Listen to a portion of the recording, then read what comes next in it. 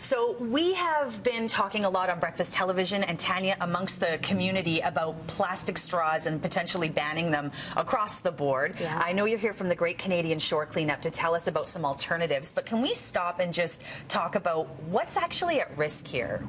How bad is it? Yeah, well, if you look at the stats in the Great Canadian Shoreline Cleanup, last year alone, volunteers collected 17,000 straws off shorelines. And if we look at it globally, that's 500,000 straws that were found on shorelines across the world.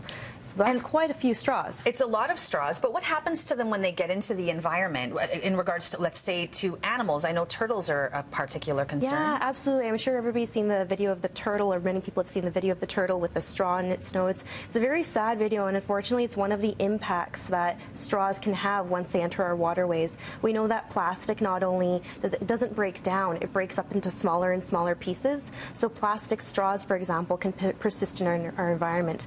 But when we think about it, how long do we use a straw for? We might use it for maybe 5 minutes or even just a couple seconds. So it's these single-use disposable plastics that we may not necessarily need, but we use out of convenience perhaps, or perhaps there is a need, but there are reusable alternatives for these items. Which I know we're going to get to right now. And I'll say, you mentioned that video with the turtle. It was so graphic, we decided not to air it on breakfast television, but it really does, if you see it online, bring it home how important it is to make some changes in our life. So we'd love some ideas on how to not use the plastic straws and maybe make an alternative choice. Yeah, absolutely. So some more ocean-friendly alternatives that we have are a few of these ones here.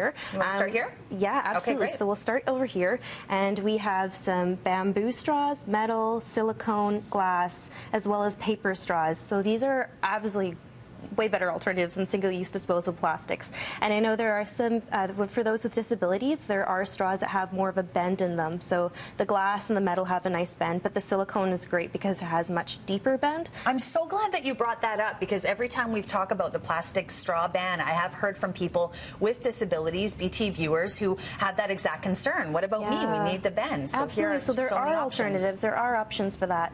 And then, of course, there's the paper straw. So if you're hosting a big party and you want to avoid using those single-use disposable plastic straws, paper straws are a great alternative that you can compost after your party. Wonderful. Moving on. Yeah, so here we have bags. So another item that's hot topic, of course, is always bags and alternatives to plastic bags. We know that 22,000 plastic bags were found through the Great Canadian Shoreline Cleanup last year, and I think that it's about 2 million bags are thrown out every week in the city of Vancouver. So. Wow, and of course that's another ban that's coming. There's the ban in Victoria already. And really quickly before we wrap it up and move on, what are these? Ocean-friendly picnics. So instead of choosing plastic plates, plastic cups, plastic cutlery that we know will, if they end up on our shoreline, can break down to tiny pieces and affect our wildlife and environment, choosing bamboo, metal, and of course bamboo cutlery for kids and adults. Those are some great alternatives. Wonderful. Thank you so much, Tanya. Thank you. All right, BT continues, and we've got more coming up next from Travis.